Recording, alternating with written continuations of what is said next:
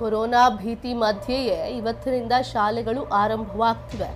ಶಾಲೆ ಆರಂಭಕ್ಕೂ ಮುನ್ನವೇ ಸರ್ಕಾರದಿಂದ ಕೋವಿಡ್ ಗೈಡ್ಲೈನ್ಸ್ ರಿಲೀಸ್ ಮಾಡಿದ ಶಿಕ್ಷಣ ಇಲಾಖೆ.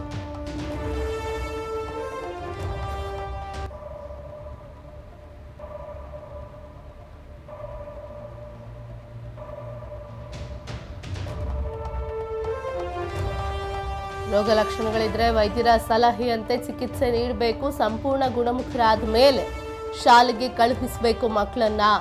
ಸರ್ಕಾರಿ ಅನುದಾನಿತ ಖಾಸಗಿ ಶಾಲೆಗಳಿಗೆ ಮಾರ್ಗಸೂಚಿಯನ್ನ ಬಿಡುಗಡೆ ಮಾಡಲಾಗಿದೆ.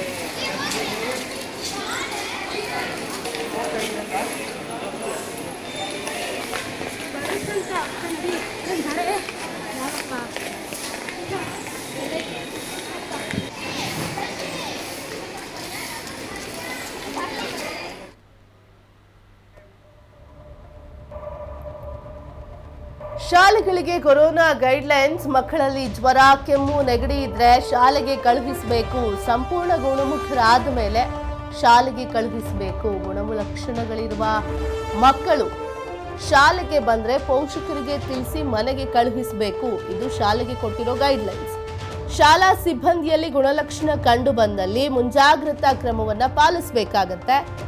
ಶಾಲೆಗಳಲ್ಲಿ ಸ್ವಚ್ಛತೆ ಹಾಗೂ ಕೋವಿಡ್ ನಿಯಮ ಪಾಲಿಸಬೇಕು. ಮಕ್ಕಳಲ್ಲಿ ಜ್ವರ, ಕೆಮ್ಮು, ನೆಗಡಿ ಇದ್ರೆ ಶಾಲೆಗೆ ಕಳುಹಿಸಬಾರದು. ಪೋಷಕರು ಸಂಪೂರ್ಣವಾಗಿ ಗುಣಮುಖರಾದ ಮೇಲೆ ಶಾಲೆ ಕಳಿಸಿ ಅಂತ ಒಂದಷ್ಟು ಗೈಡ್ಲೈನ್ಸ್ ಇವೆಲ್ಲ.